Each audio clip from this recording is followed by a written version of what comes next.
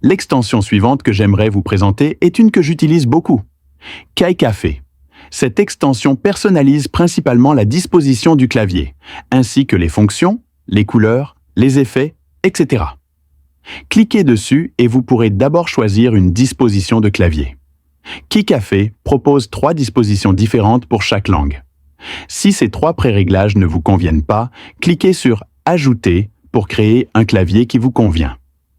Personnellement, je préfère la deuxième option de KaiCafe. Vous pouvez ajouter des effets à votre clavier et changer la couleur du clavier selon vos préférences.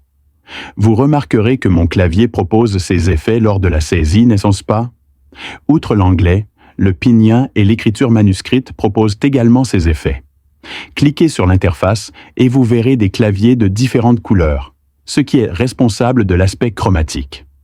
Vous constaterez que KaiCafe propose une variété de préréglages. Si vous n'êtes pas entièrement satisfait, vous pouvez personnaliser votre clavier en ajoutant des touches. Nous venons de parler de l'aspect chromatique.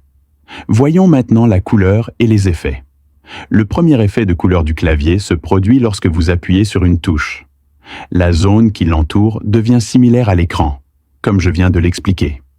Il existe 8 effets différents, et je préfère personnellement le 3e.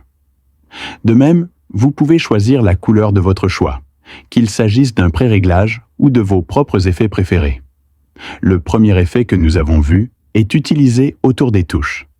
Voyons maintenant l'effet utilisé à l'intérieur des touches, le deuxième effet de couleur.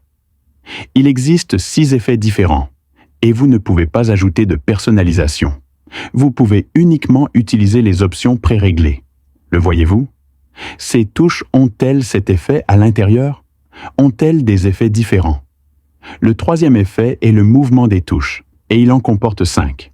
Il est principalement responsable du mouvement de la touche. Lorsque vous tapez, vous obtenez une réponse dynamique. Ensuite, vous pouvez choisir le son de frappe. Votre son de frappe est personnalisable selon vos préférences. C'est tout pour aujourd'hui. À bientôt pour la prochaine vidéo sur la chaîne Smart Tech. Au revoir.